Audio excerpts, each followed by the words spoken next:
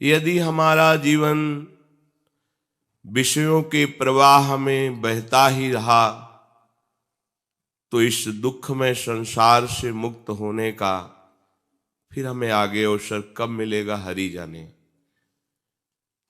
84 लाख योनियां हैं और इनमें केवल एक योनि के द्वारा ही हम मुक्त हो सकते हो, मनुष्य योनि, और वो हमें प्राप्त हो गई है।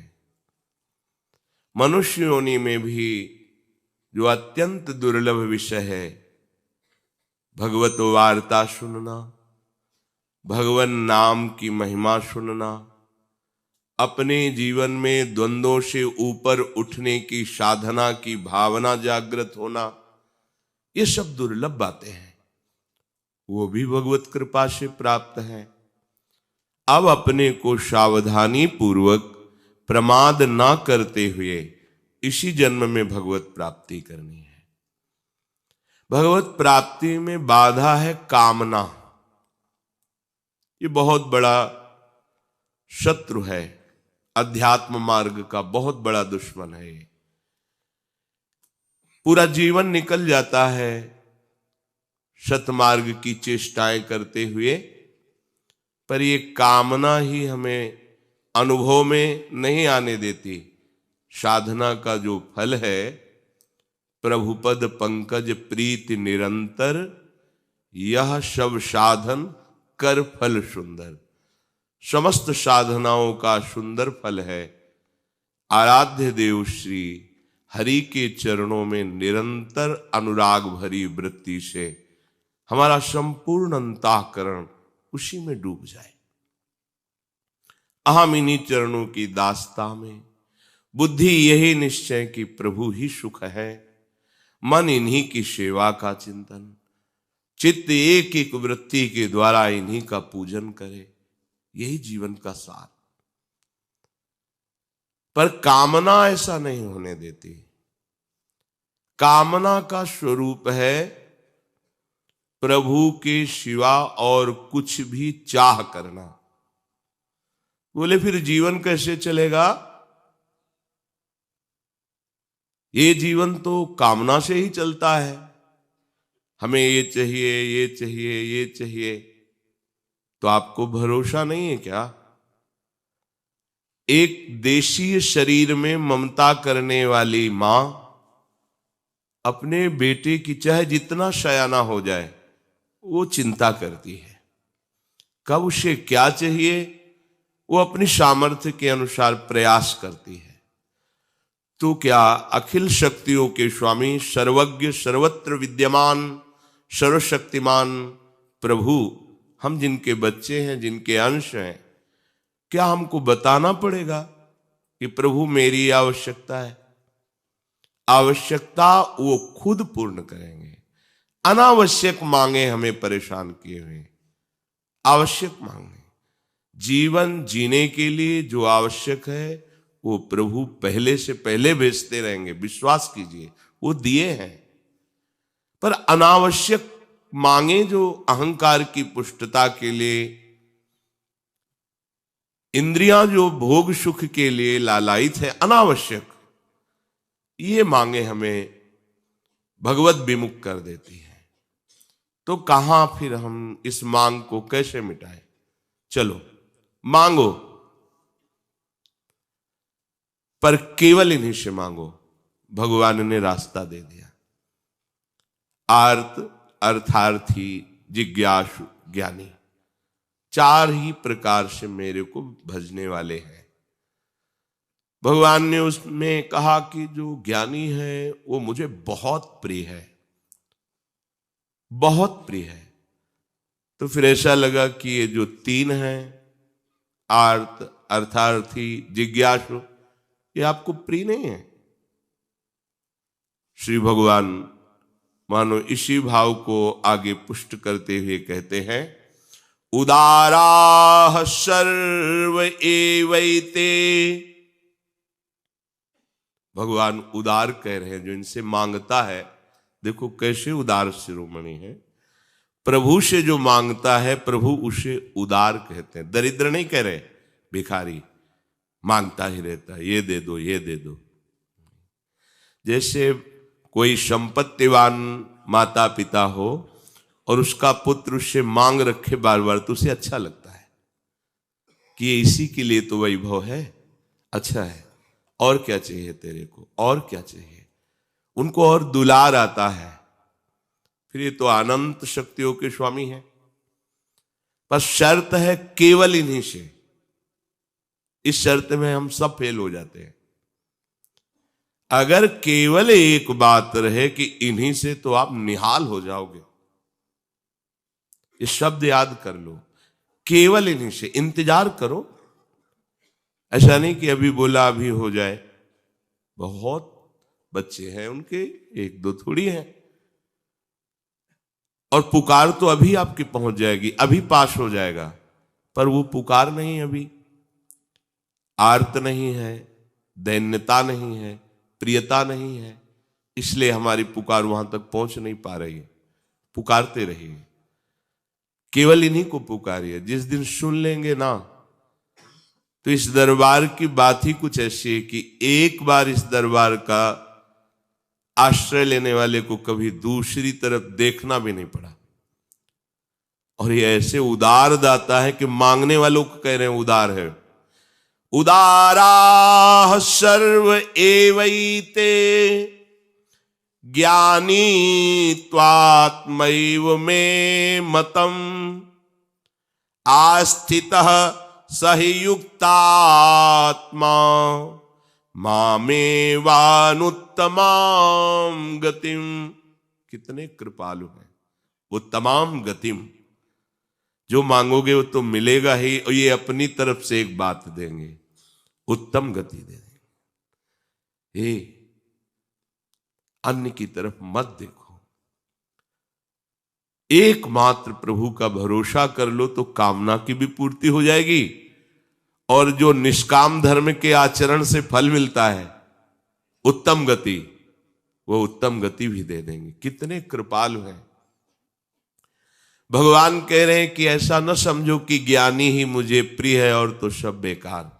कह रहे नहीं, उदारा सर्व एवैते। ये जो आर्त है, ये जो जिज्ञासु है, अर्थार्थी है, ये बड़े उदार हैं। कैसी कैसी करुणा है।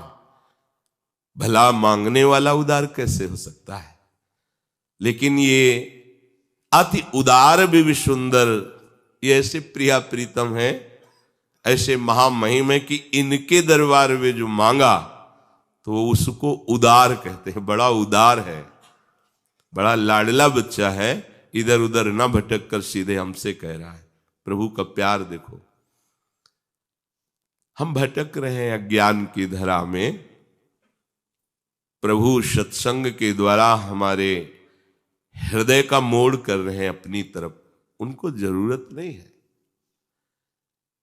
हमारे मंगल के लिए। ये जो उदार भक्त हैं, पर इनमें जो प्रेमी भक्त हैं, मेरे से प्यार करते हैं और कुछ नहीं चाहते हैं, मैं कैसे बताऊं। वो मेरी आत्मा है, वो मेरा स्वरूप है, ऐसा मेरा मत है। जो कुछ यहां दिखाई दे रहा है वो सब है प्रभु ही। पर जब तक त्रिगुणात्मिका माया का हमारे अंतःकरण में प्रभाव है, तब तक हम अनुभव नहीं कर पाएंगे। जब त्रिगुणातीत अवस्था जागृत होती है, तभी भगवदानंद का साक्षात्कार होता है। प्रभु का नाम, प्रभु का रूप, प्रभु की लीला, प्रभु का धाम, ये त्रिगुणातीत अवस्था है। जो इसी में रमण करता रहता है वो निस्त्रैगुण्य हो जाता है। जिसको एक बार भगवदानंद की अद्भुत हुई, फिर अंतःकरण धर्म से वो ऊपर उठ जाता है। संसार का मनन चिंतन, संसार का आकर्षण, भोगों की दास्ता, ये सब खत्म हो जाती है। प्रभु ने कहा है कि वैसे तो मेरा सिद्धांत है ये, यथा माम प्रपद्यन्ते तास तथैव भजाम्यहम्। मुझे तुम जैसे भजोगे वैसे मैं तुम्हें भजूंगा। श्री भगवान ये सिद्धांत कह रहे हैं, पर यहां बड़ा दुलार भरा उन्हीं के वचन है कि उदारा, ये बड़ा उदार है जो मेरे दरबार में आकर के अपनी कामना की पूर्ति चाहता है। संतों ने तो निषेध किया है, क्योंकि वो इनके रहस्य को जानते हैं। भला सच्चिदानंद प्रभु के सन्मुख होकर के विषय भोग मांगना कितनी निंदनीय बात है। प्रभु को ना अरे परम पद जब ध्रुव जी को मिला तो उनको ग्लानि हो गई कि ऐसे प्रेम रस से भरे हुए श्रीअंग वाले प्रभु की दास्ता ना मांगकर मैंने परम पद मांग लिया, अब क्या होगा। अब तो प्रभु ने तथास्तु कह दिया, ऐसा ही हो, तुम्हें जो चाह थी वो तुम्हें प्राप्त हो। ये चाह ने मुझे गिरा दिया। परम पद में आरूढ़ होने पर उनको अनुभव हुआ मैं गिर गया, प्रभु की दास्ता से चूक गया। निरंतर प्रभु के समीप रहता, इनके मुख माधुरी का दर्शन करता और इनकी सेवा सुख में निमग्न रहता, इससे बड़ा क्या सुख। ये अब अनुभव हुआ। सोचा कि चूक हो गई। कैसे चूक हो गई? बहुत काल सत्संग नहीं हुआ, इसलिए वो बात चुभ गई कि मुझे ऐसा पद प्राप्त करना है कि सब आश्चर्यचकित हो जाए। तो इसीलिए प्रभु से कहा, प्रभु जो चाह थी वो पूरी कर दी, पर एक बात और मांग रहा हूं, मुझे अपने प्रेमी भक्तों का संग दीजिए, क्योंकि मुझे मांगना ही नहीं आया। अगर प्रेमी भक्तों का बहुत काल तक संग हुआ होता तो हम आपका प्रेम मांगते, आपकी अविरल भक्ति मांगते, आपके श्री अंग की सेवा मांगते।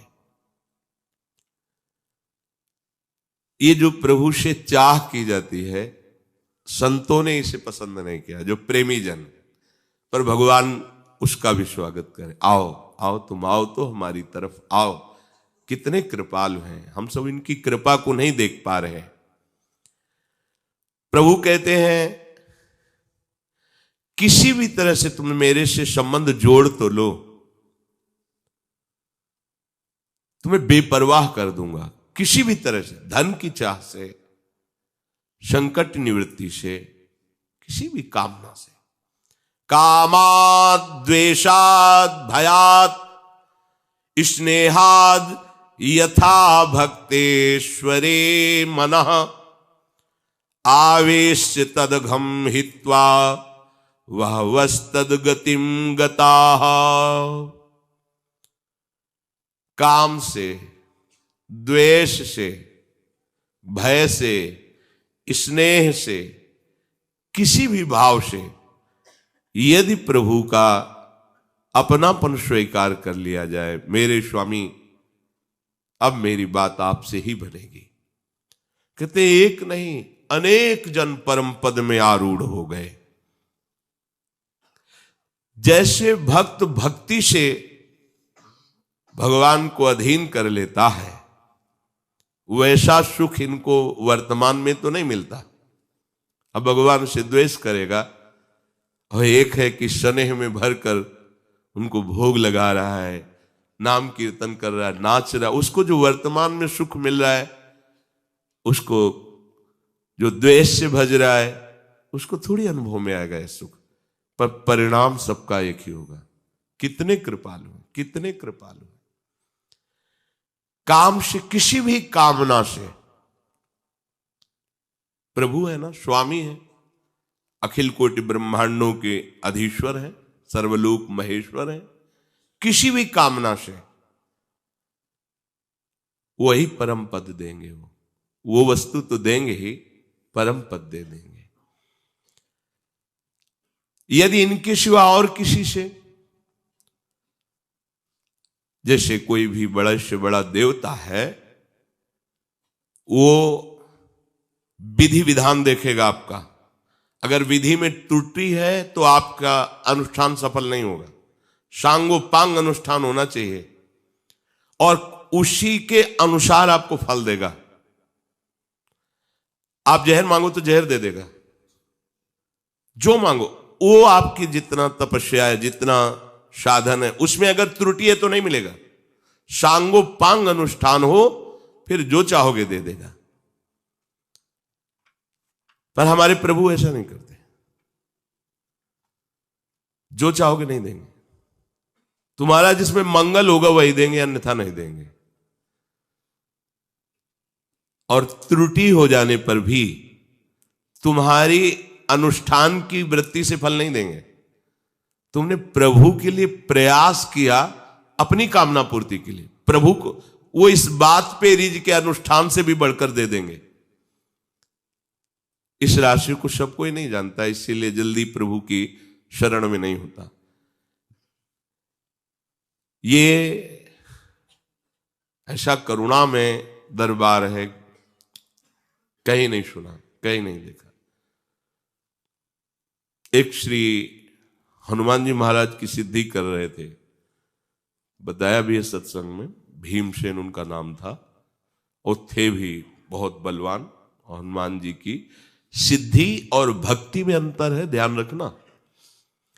किसी भी महान महिमाशाली देवी देवता या जो भी भगवत पार्षद हैं,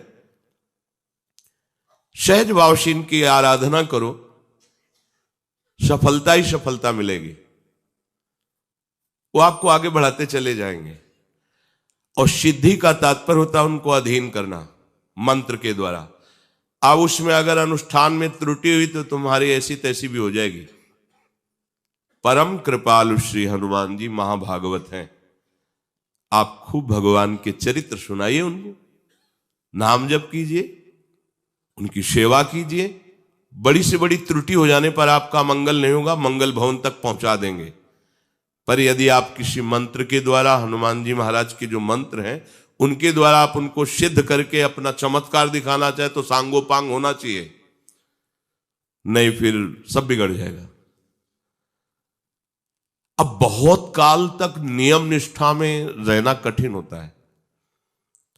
उस समय बाल्यावस्था थी, तभी सुना था कि एक गांव पास में है, वो ब्राह्मण घर में जन्मे थे और मंत्रों का उनको ज्ञान था। अनुष्ठान हनुमान जी का कर रहे थे सिद्धि का। खंबे में बांधे गए, देख रहे हैं, जंजीर से, लोहे की जंजीर से खंबे में बांधे, ऐसे पेशाब करते, ऐसे डालते, ऐसे फेंकते, पागल एकदम। महाशक्ति संपन्न श्री हनुमान जी को मंत्र के द्वारा तुम अधीन करके अपनी कामनाओं की पूर्ति। आप उनकी सेवा करो, सियाराम नाम का कीर्तन सुनाओ, प्रभु के चरित्र सुनाओ। स्वयं अष्ट सिद्धि नौ निधि के दाता है वो कृपा कर देंगे, एक से एक सिद्धि आप में प्रकट। उनको अधीन प्रेम से ही किया जा सकता है। आप शक्ति के द्वारा तो फिर सांगोपांग पास होना पड़ेगा। एक बहुत बड़े महात्मा के गुरु भाई, वो श्री आद्याशक्ति त्रिपुर सुंदरी भगवती की उपासना की, श्री राधा बाबा ने भी की, पर उनकी प्रसन्नता के लिए किया राधा बाबा ने, कोई मांग नहीं की। आपकी कृपा से श्री कृष्ण हमें प्रीतम रूप में प्राप्त हो। गोपी जनों ने भी आद्याशक्ति कात्यायनी की उपासना बाबा ने भी की, पर वो इस भाव से नहीं कर रहे थे, वो दैवी शक्ति को सिद्ध करने की भावना से कर रहे थे।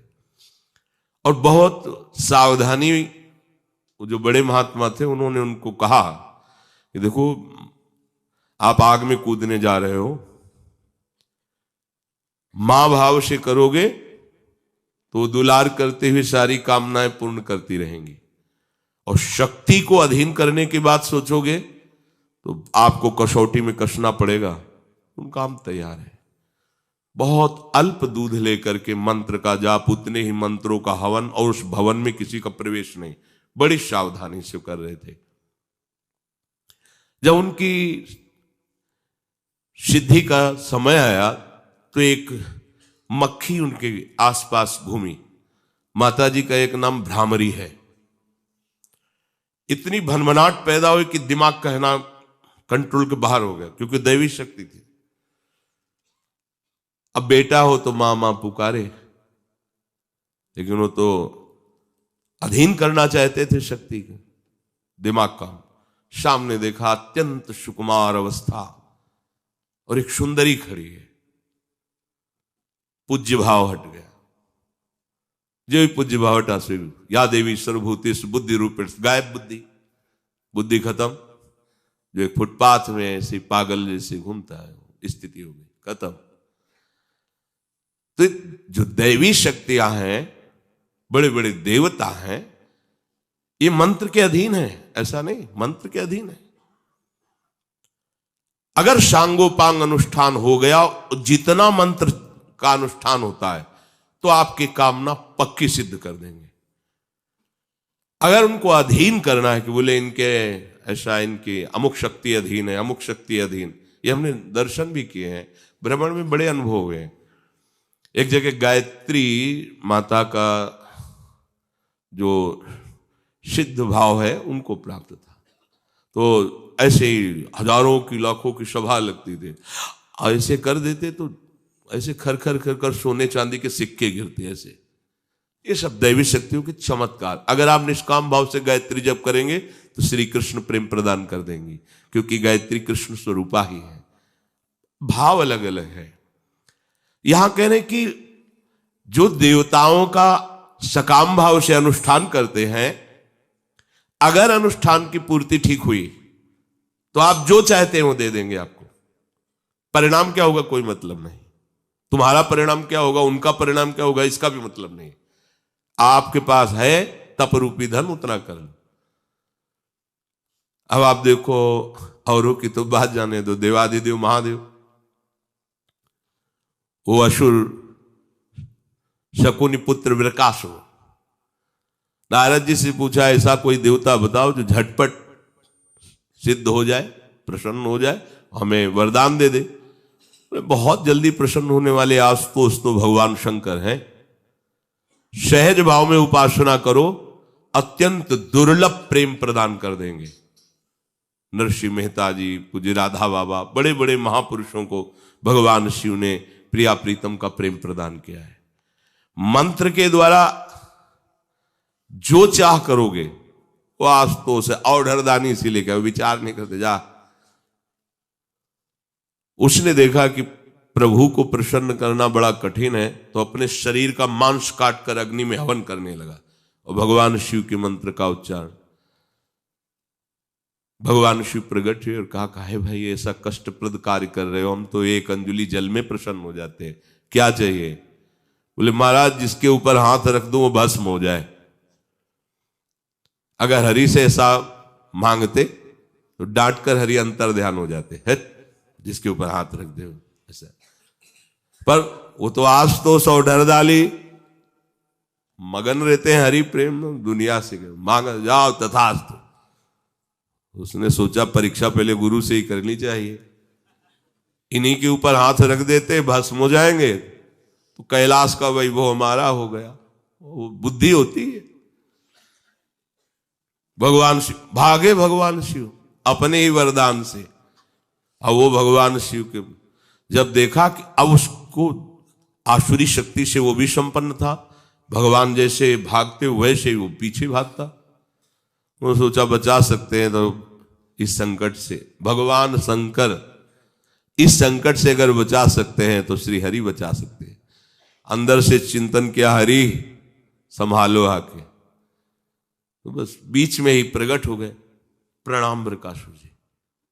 हमें कौन प्रणाम को, प्रभावशाली भगवान के वचन, इनके पीछे भाग रहे हो? हाँ हाँ, क्यों? इन्होंने वरदान दिया है कि जिस पर हाथ रख दोगे भस्म हो जाएंगे, तो हम इन्हीं को। अरे बोले तुम्हें विश्वास है? दक्ष ने इनको साप दिया था, इनकी अब बात सत्य नहीं होती। सुनो, हम भी तुम्हारे साथी हैं, तुम अपने ऊपर हाथ रख करके देखो ना, अगर झूठ निकले तो अभी दोनों मिल करके, हाँ ठीक, ये नहीं सोचा कि अगर सत्य हुआ तो। वो भगवान की बात में फंस गया, उसने हाथ रखा, राख का ढेर हो गया। महादेव जी ने लौट कर देखा, अब महाराज बचा लिया। ले तो कहां कहां भागते हो, सब हंसते कि देखो शिव को खेदे हुए। शिव को बोले प्रभु कुछ विचार भी तो कर लिया करो, आप ऐसे ही वरदान दे दिए कि आपको खुद भगाए डोल रहा है। विचार करके वरदान दीजिए, नहीं तो ये आसुर भाव के जन हैं। ये सब साधु जनों को, दैवी संपदावान को, जब आपको ही वरदान दाता को ही भस्म करने की सोच रहा है, प्रभु अगर जिंदा रहता तो क्या न करता। तो उन्होंने कहा प्रभु हम इसलिए अलमस्त रहते कि आप हो ना, आप संभाल लोगे, सब संभाल लोगे। तो जो देवता जन है वो ये नहीं देखते कि इसमें जगत मंगल होगा कि नहीं, आपका अनुष्ठान सही है, आप जो मांगेंगे वो दे देंगे। पर हमारे हरि ऐसा, प्रभु ऐसा नहीं करते। आप और डबल अनुष्ठान कर लो, उसमें आपका अमंगल है तो नहीं देंगे, नहीं देंगे, नहीं देंगे। अनुष्ठान में त्रुटि हो गई है, उसका फल नहीं मिलना चाहिए जो देवताओं की आराधना में त्रुटि होने पर नहीं मिलता। हरि के अनुष्ठान में ऐसा नहीं होता, मिलेगा। तुम्हारा मंगल होना है ना, वो ये नहीं देखते कि त्रुटि कर दी, गलती कर, नहीं नहीं, बच्चा है, चल आनंद लो। ये बात कहीं और नहीं मिलेगी। भगवान के दरबार में ये बात है। अगर इसका रहस्य समझ में आ जाता है तो भूल करके भी वो फिर किसी अन्य का आश्रय नहीं लेता। संसार के भोग, रुपए, पैसे, ये प्रत्यक्ष वर्तमान में केवल महत्व बुद्धि होने के कारण है। जैसे हमको 2000 का रुपया दिखाई दे, बहुत आनंद ले, 2000 रुपया, और अगर अभी 1000 के एक बोरा रुपया पड़े हो, 1000 जो पीछे बंद हो गए, एक बोरा पड़े हो, तो रुपया ही तो है, पीछे महत्व था उनका, पर सरकार ने उनको अमान्य कर दिया। तो आप क्या, वो 1000 के जो बोरा भर पड़े हुए हैं, रद्दी कागज से ज्यादा आपकी नजर नहीं होगी। मतलब रुपए का महत्व नहीं आपके अंदर, ध्यान देना। महत्व है उन रुपए से भोग सामग्री मिलती, बस इसलिए महत्व है। ठीक है, भोग सामग्री किसके लिए? बोले इंद्रियां प्रसन्न रहती हैं, मतलब आनंद रहता है, जो चाहो खरीदो, जहां चाहो घूम आओ, बड़ा जो चाहो पहनो, सोने की चैन वैन, ये सब, और शरीर ही नष्ट हो जाएगा प्यारे। तुम्हें मरना है, तुम्हें ध्यान नहीं। अब तुम्हारे मरने का समय, सोने की जंजीर पर जलाई जाए, आपके कफ, पित्त, वायु पीड़ा पहुंचा रहे हैं, प्राण निकलने के लिए तैयार हैं, और आपके सामने रबड़ी रखी जाए दुनिया के भोग, या फांसी की सजा सुना दी गई, अब सोने के हार तुम्हें ला दे जाए, तो क्या लगेगा? मिथ्या। क्यों? जब जीवन ही नहीं तो इनका क्या महत्व है? जब विवेक जागृत हो जाता है और श्री कृष्ण प्राप्ति की चाह जग जाती है, तो ब्रह्मादिक के भोग सब विषम लागत, इन भोगों का क्या महत्व है? अज्ञान के कारण ही तो महत्व है। एक ने किसी दैवी शक्ति की आराधना की कि मुझे सोना मिले, और जितना चाहो खूब सोना मिले। ठीक है, मंत्र अनुष्ठान पूर्ति हुई, उसने कहा ठीक है, जहां तुम्हें सोना जमा करना वहां खड़े हो जाओ, हम तुम्हें सोने से। ठीक, वो समझ नहीं पाए, कमरे में कि खो, कमरा लॉक कर दिया और सोना ही सोना इकट्ठा हो गया। 1 दिन, 2 दिन, 3 दिन, फिर उन देवता के चिंतन के, प्यास लगी, बोले नहीं सोना, यही खाओ, यही है, तुम दूसरी चीज नहीं मिली। बोले बस हमको 1 लोटा जल दे दो, सब सोना हटा दो, 1 लोटा जल दे दो, प्यास से प्राण निकल रहे, ये सोना किस काम का? न भूख मिट पा रही, न प्यास मिट पा रही, किस काम का? नहीं चाहिए मुझे। हर वस्तु निस्वार्थ, निस्सार है, उसमें कोई दम नहीं। आप केवल अहंकारवश, मूढ़तावश उसको महत्व दिए हुए हैं। जब प्रभु के चरणारविंद का महत्व जागता है तो समलोष्टास्म कांचना, पत्थर का टुकड़ा, माटी का ढेला और सोने की थपिया में कोई अंतर नहीं होता। क्या अंतर है? केवल अज्ञान की मूढ़ता है। इतनी मोटी डाले, खुला करके बटन देखे कोई कि हाँ सोना, सोना जो तुम समझ रहे वो नहीं है, ये कोई अहंकार का कारण नहीं है। अरे गर्व करने का विषय कि हम प्रभु के दास तुझसे युक्त है, ये गर्व का विषय, ये शाश्वत गर्व है, किस काम में आएगा? प्रायः लोग इन भोग सामग्रियों को वर्तमान में सुख देने वाली समझते हैं। संसार के प्रत्यक्ष भोगों को वही छोड़ सकता है जिसके हृदय में कृष्ण लालसा जागृत हो गई, भगवत चरणारविंद की प्राप्ति की बात आ गई। नहीं तो लगता है सामने भोग है, भोग लो ना, थोड़ी देर सुखी हो जाओ। थोड़ी देर तो सुखी, बीज तो इतना ही बड़ा होता है, जब उसका वृक्ष होगा तब। क्रिया तो इतनी, लेकिन उस क्रिया का जब परिणाम आएगा तब फिर नहीं संभल पाओगे।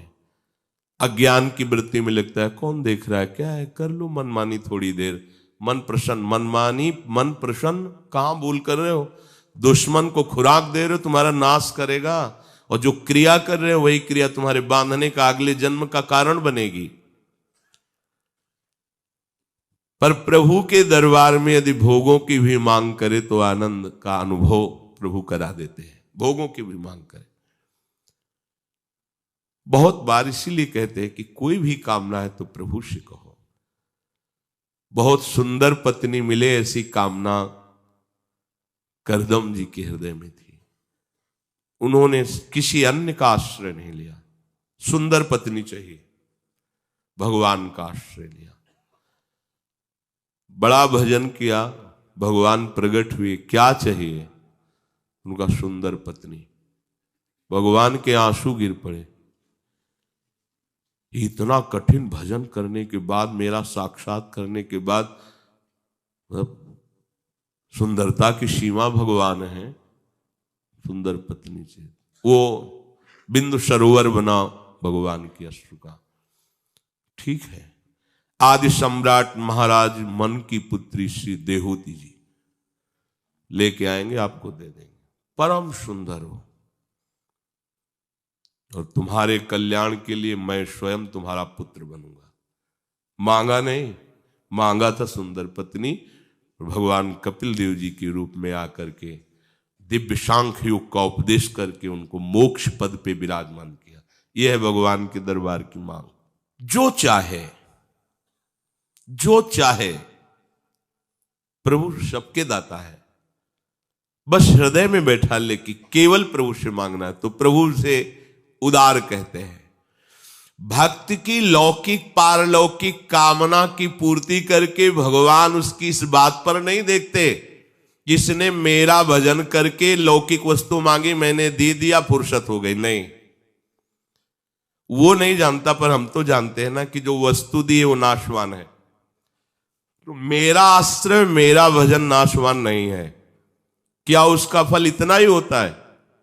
नहीं, तो मैं उसे परम गति प्रदान करता हूं।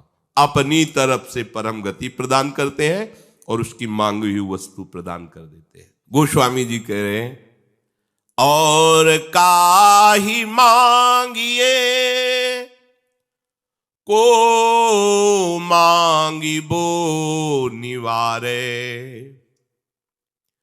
अभिमत दातार कौन दुख दरिद्र दारे। धर्म धाम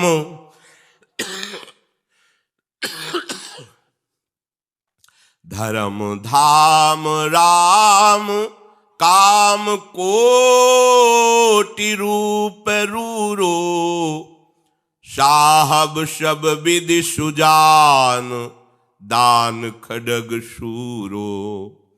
सुषमय दिन द्वै निशान सबके द्वार बाजे, कुसुमय दशरथ के दानित गरीब निवाजे। सेवा बिनु गुण विहीन दीनता सुनाए, जे जे ते निहाल किए फूले फिरत पाए। तुलसीदास जाचक रुचि जानि दान दीजै, रामचंद्र चंद्र तू चकोर मोहि की जय। प्रभु, आपकी कृपा से आपके दरबार में आ गया हूं। जैसे तिनका हवा के संयोग से कहीं बड़े स्थान में पड़ जाए, ऐसे अपने लोगों के ऊपर कृपा हो गई।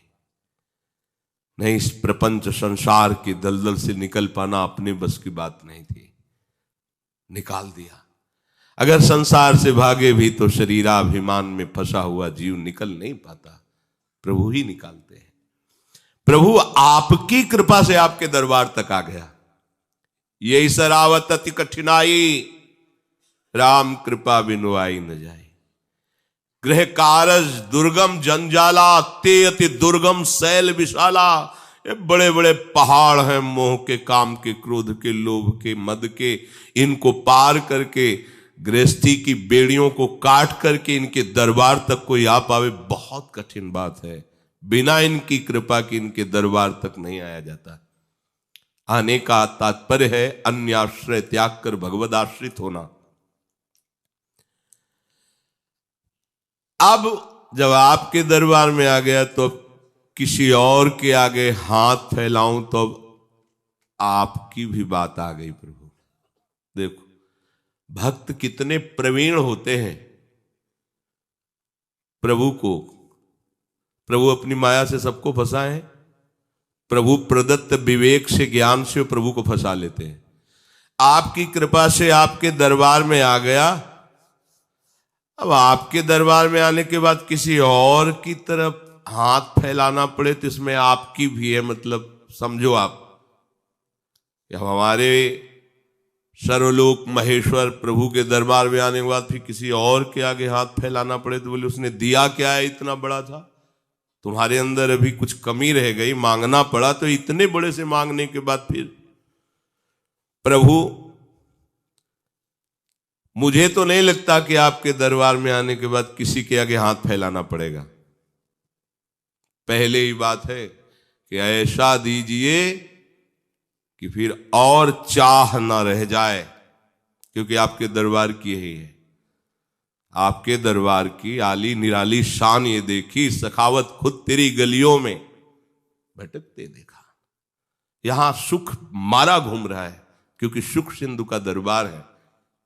यहां का तात्पर्य भगवद आश्रय में फैलाया हाथ जिसने तेरे दरबार में आकर, तुझे देते नहीं देखा मगर झोली भरी। सुदामा जी जब वापस हो रहे थे तो कह रहे थे बड़े कृपालु हैं, एक सोने की गिन्नी भी नहीं दी है कि ये भिक्षुक कहीं सुविधा में आकर के हमारा विस्मरण न कर दे। मेरे कृष्ण कितने कृपाल हो, डूबते चले जाए।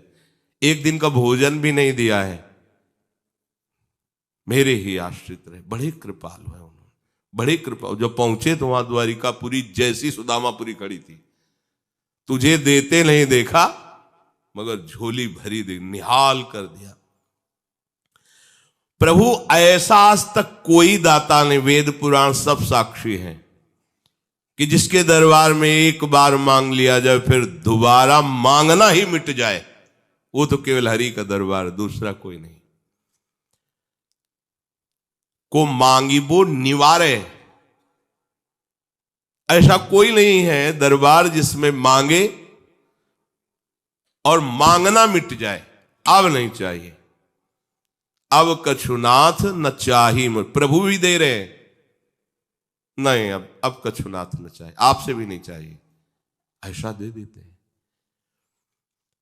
दूसरा ऐसा कोई भी त्रिभुवन में नहीं है जो मनोवांछित फल को प्रदान कर सके, सदा सदा के लिए दुख मिटा सके, दरिद्रता मिटा सके, मांगना मिटा सके। वो केवल प्रभु श्री हरि का दरबार है। प्रभु आप तो संपूर्ण धर्मों के मूल हैं, आपसे ही सारे धर्मों का प्रादुर्भाव हुआ है। इसीलिए भगवान कहते हैं सर्वधर्मान परित्यज्य मामेकम शरणम, क्योंकि यहीं से सारे धर्म प्रकट हुए। और आप करोड़ों कामदेवों के भी सौंदर्य को लजाने वाले महामहिम सौंदर्य से युक्त हैं। प्रभु मैं जिधर देखता हूं सब आपकी माया से आकर्षित है। कोई ऐसा नहीं है जो मेरे मन को संतोष प्रदान कर सके। सब प्रकार से मेरे स्वामी समर्थ हो। मेरे मन को अच्छी तरह आप देख रहे हो, जान रहे हो। जैसे कोई शूरवीर तलवार चलाने में बड़ा प्रवीण हो, ऐसे बड़े बड़े विषयी मन के विषय बंधन को काट करके उसे महासुख में निमग्न करने में आप बड़े प्रवीण हो। प्रभु अच्छे समय में तो हजारों लोग मित्र बन जाते हैं। बढ़िया सब चल रहा हो, हाथ मिलाएंगे, आके बैठेंगे, चाय नाश्ता करेंगे, कहेंगे कोई सेवा हो तो बताना, कभी अवसर पड़े। लेकिन जब कुसमय आता है तो वो मोहल्ला गली छोड़ दी जाती कि अगर जाएंगे तो कहीं कोई बात न कह दे, मांग न ले। लेकिन कुशमय में जो निहाल कर दे वो एक ही दरबार है आपका, क्योंकि अपना बच्चा घर कभी भी वापस आवे उसको तो वैसे ही प्यार मिलेगा। ये संसार अपना नहीं है, श्री हरि अपने हैं। जब मुड़ करके देखोगे तो वैसे ही तुम्हें प्यार मिलेगा, तुम्हारे आचरणों से तुम्हारा तिरस्कार नहीं किया जाएगा। ये दरबार ऐसा है, तुम्हारे आचरणों से तुम्हारा तिरस्कार निकल बाहर। यहां से आज तक पूरा इतिहास साक्षी है, कहीं भी ऐसा शब्द नहीं आया कि जो भगवान के आश्रय के लिए चला हो, वो चाहे वैश्यागामी, क्रूर, पापी, बड़ा हिंसक, महत अपराधी हो, इस दरबार में उसको गले लगाया गया है। ये हरि का दरबार, इसलिए बड़े बड़े पातकियों को भी महान परमहंसों की स्थिति प्राप्त होती है। यहां यही बात समझ में आ जाए बस, भगवद आश्रित कैसा है ये कभी प्रभु ने नहीं देखा, अपने आश्रित को निहाल कर दिया है। यहां सदा गले लगाया गया, कोई कैसा भी हो, कैसा भी। महापतित को भी पावन किया गया है। ये 13 दोष ऐसे हैं जिसके जीवन में होंगे तो उसको कभी शांति, कभी सुख, कभी ऐश्वर्य ये टिकेगा नहीं और दुर्गति निश्चित हो जाएगी। बहुत ध्यान से सुने, एक श्लोक में 6 दोष और दूसरे श्लोक में 7 दोष।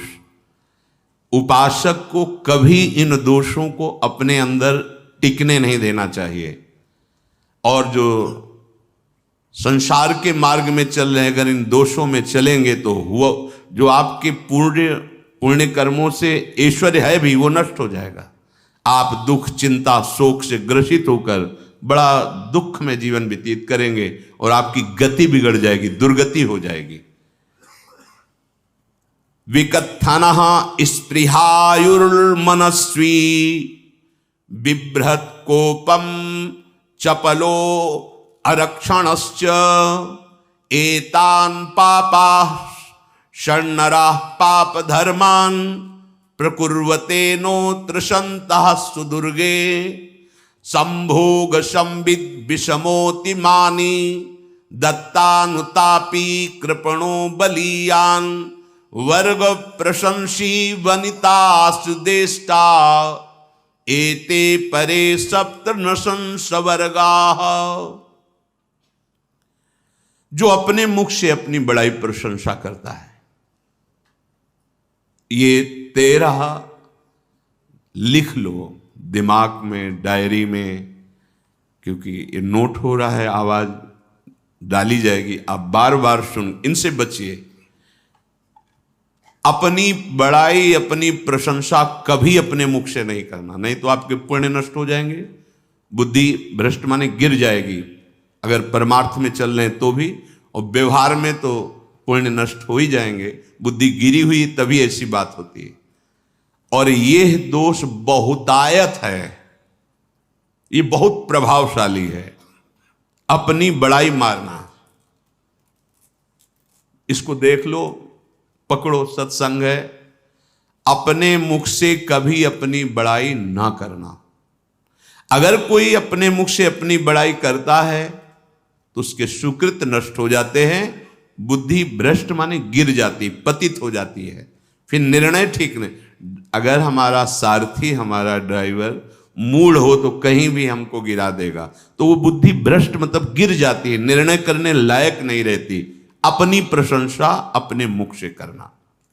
दूसरा, लोलुपता, ये वृत्ति नहीं होनी चाहिए।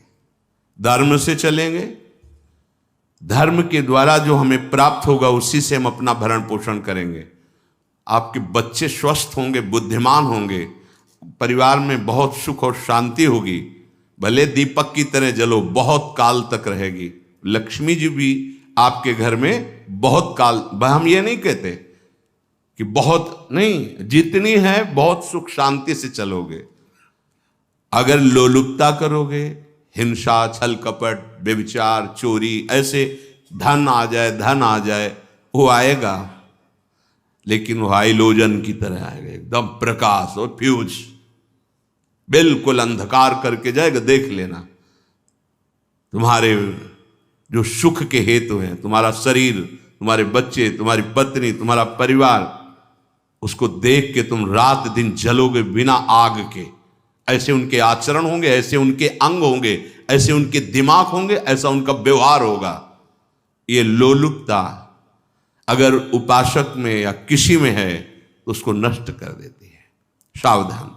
तीसरा, यदि आपका अपमान होता है तो आपको उसे सहन करना होगा, उससे आपके पाप नष्ट हो जाएंगे। जो तनिक सा भी अपमान होने पर बहुत क्रोध करके दूसरे का अपकार करने लगता है, ये आपका पतन करा देगा, ये आपको फंसा देगा, हृदय जलेगा, अर्थव्यवस्था नष्ट होगी, पूरा परिवार दुखी होगा। जरा सा अपमान की संभावना में आप किसी से भी भिड़ गए, किसी से भी, वो ये प्रवृत्ति आपका पतन कर देगी। उपासक में तो अपमान सहना अमृत है, नीचापमानम सुधा, पर व्यवहार में भी ज्यादा उत्तेजित मत होइएगा। ये तो कुछ मिनट की बात है, अगर आपने उसे मारा पीटा, रिपोर्ट हुई कानून की, ओ फंसते चले जाओगे, अर्थ जाएगा, समय जाएगा, चिंतन जाएगा, बहुत तरह से हानि हो जाएगी। अगर आप सह गए तो आपका सहना उसके लिए आग बन जाएगा। उमा क्षमा साप होते भारी, तुम्हें दंड देने की जरूरत नहीं, उसका एक कर्म ही उसे दंड दे देगा। आप शांत हो जाइए, आप सत्संगी हैं, आप शांत रहिए। चौथा, निरंतर क्रोध और उसका चिंतन। बैठे बैठे बस द्वेषियों का चिंतन ही हो रहा है, अंदर क्रोध का चिंतन और द्वेषियों का चिंतन ही हो रहा है। द्वेष भरी बातें, द्वेष भरे क्रियाएं, उन्हीं का चिंतन करके जलते रहना क्रोध से। उपासक को तो क्रोध करना ही नहीं चाहिए, बहुत शांत। ठीक है, अभ्यास में कभी क्रोध हो सकता है, उसको फिर समन करो, अंदर से प्रायश्चित, जैसा कि अब गलती हुई, आगे नहीं करेंगे। और व्यवहार में भी क्रोध को आप पीना सीखें। अगर बार बार आपका क्रोध प्रकट होता ही रहेगा, आपका स्वभाव बिगड़ जाएगा, आपके पुण्य नष्ट हो जाएंगे और आपका जीवन नष्ट हो जाएगा। देने वाला उतना दे देगा, आपको आनंदित रहो, पैसा खर्चा सब, पूरे जीवन का विध्वंस मचा दिया क्रोध ने। कहीं भी आप देखो, किसी से क्रोध करके देखो, फिर देखो तुम्हारा भजन चल रहा है, तुम्हारी वो आनंद वृत्ति है नहीं, जलोगे और वो जलन और गुस्सा दिलाएगी और वो बैठे बैठे जलो नहीं। ये क्रोध जो है, ये चाहे व्यवहार में हो चाहे परमार्थ में, दोनों की हानि करने वाला है। और आश्रित जनों की रक्षा ना करना।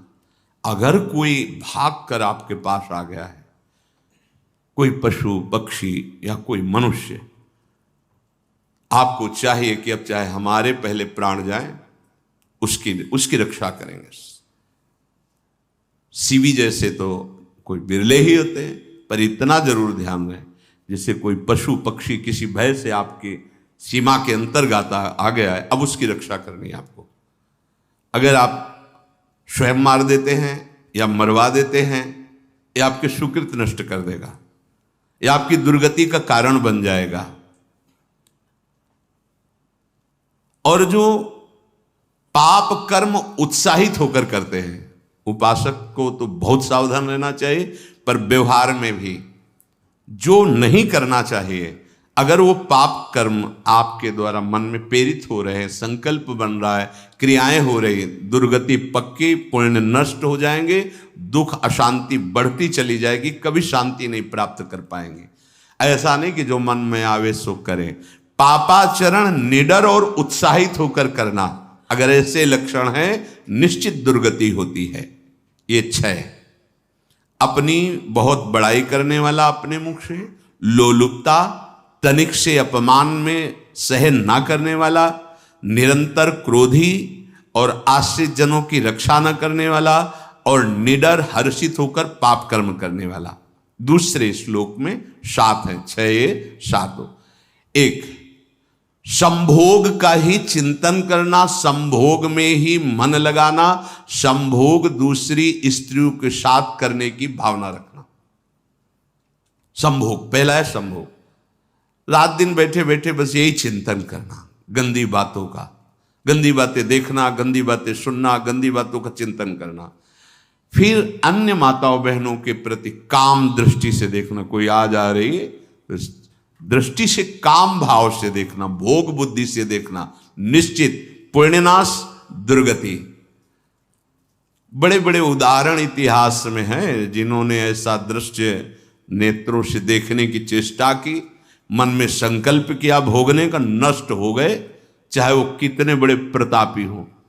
ये दुर्योधन कोई साधारण थोड़ी है, भगवान व्यासदेव जी के द्वारा ही तो ला, भगवान व्यासदेव जी ही इसकी उत्पत्ति का कारण है।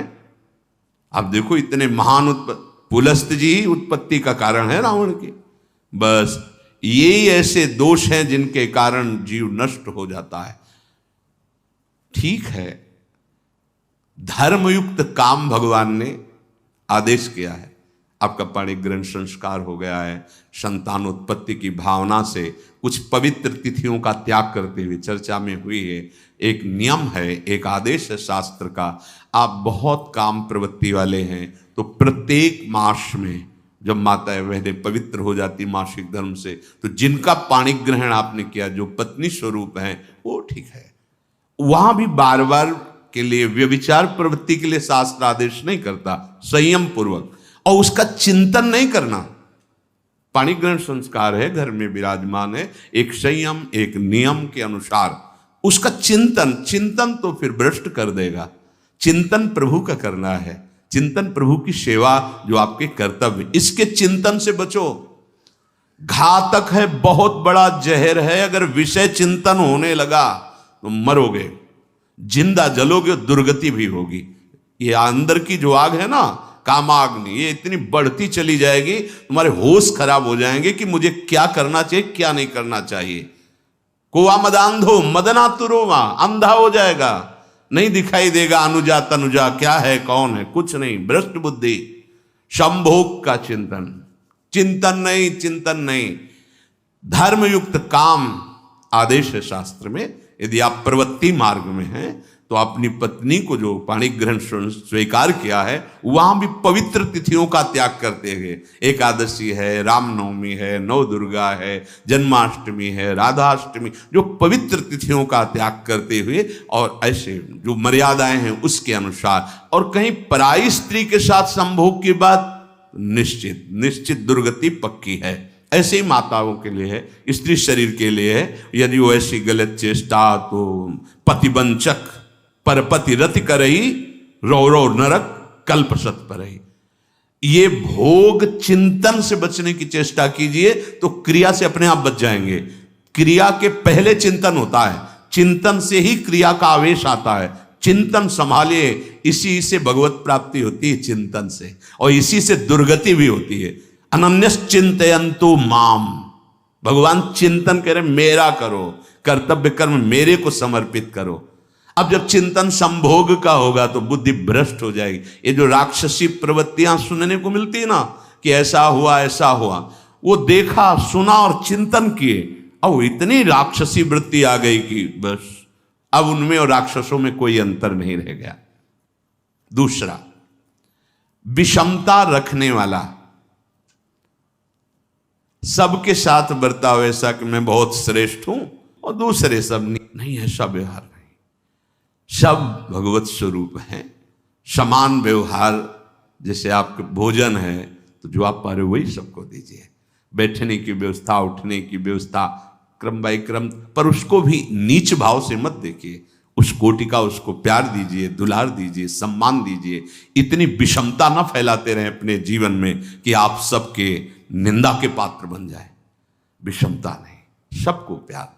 हाँ ठीक है, पुत्र का अलग प्यार है, भाई का अलग प्यार है, पिता का अलग प्यार है, पर हमारा व्यवहार प्रीति युक्त होना चाहिए, विषमता भरा नहीं होना चाहिए। अगर हमारे चित्त में विषमता ही रही तो संसार है, प्रभु नहीं है। जीत विषम संसार कीर्ति जग बिस्तर है। जो विषमता पर विजय प्राप्त कर लेता है वही भगवत प्राप्ति का अधिकारी। ये विषमता बहुत बड़ी हानि है। तीसरी बात, अत्यंत मानी होना। जहां आपके प्राण कमजोर होंगे, पुण्य नष्ट होगा, आयुश्री सब नष्ट होना है, ऐसे आचरण करवाएगा गुरुजनों के साथ, महापुरुषों के साथ। ये बहुत नीच प्रवृत्ति है। अत्यंत मान प्रियता, मुझे सम्मान मिले, उत्तम प्रवृत्ति है सबको मान देना, स्वयं अमानी रहना।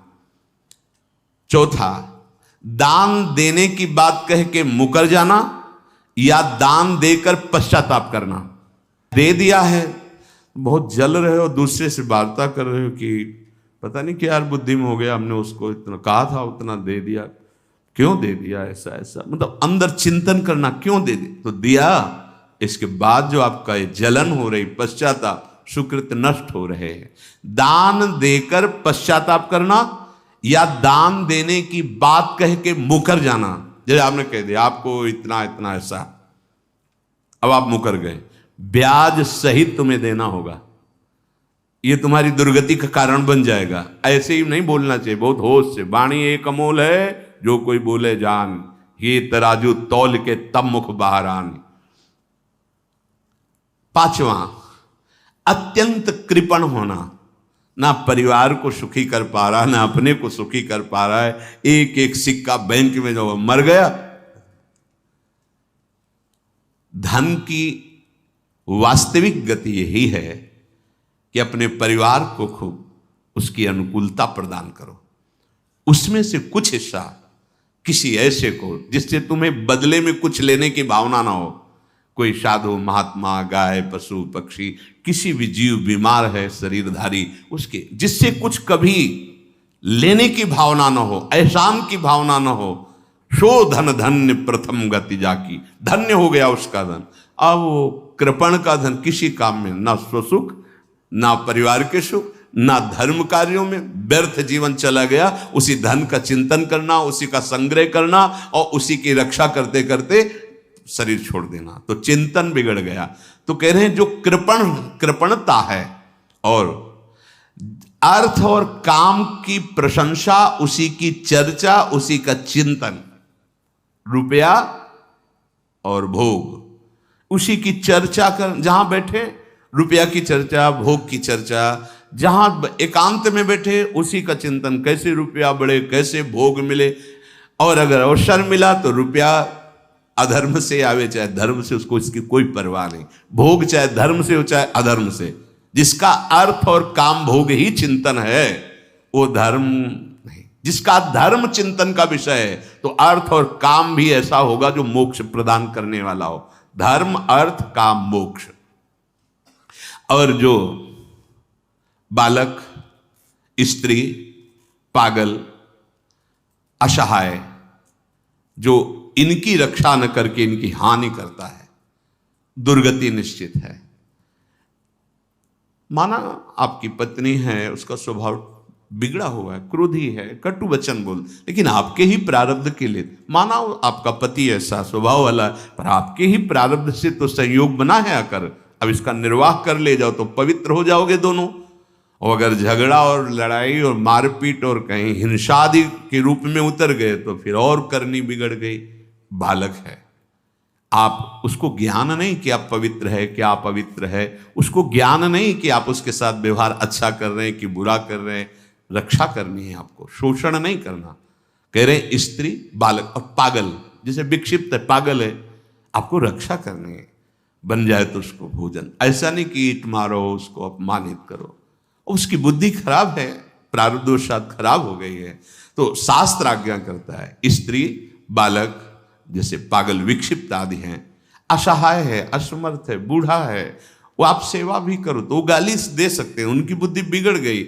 आपको उनको दंड नहीं देना, मारना नहीं है आपको। मान लो आपके बड़े बूढ़े बुजुर्ग जन हैं, आप सेवा भी कर रहे हो तो आपको कटुवचन बोल सकते हैं, आपकी निंदा कर सकते हैं, लेकिन आपको उनके साथ व्यवहार सद करना है। अगर आपने इन दोषों को स्वीकार किया तो निश्चित आपकी दुर्गति होगी, न इस लोक में आपको शांति मिलेगी न परलोक में। इसलिए इन दोषों को बार बार सुन करके और हृदय में जांचो कि कहीं है तो नहीं, अगर है तो सत्संग, भजन बल, भगवत प्रार्थना के बल से इन दोषों का त्याग कर दो, जीवन मंगलमय हो जाएगा। शेष चर्चा आगे। श्री राधा वल्लभ लाल।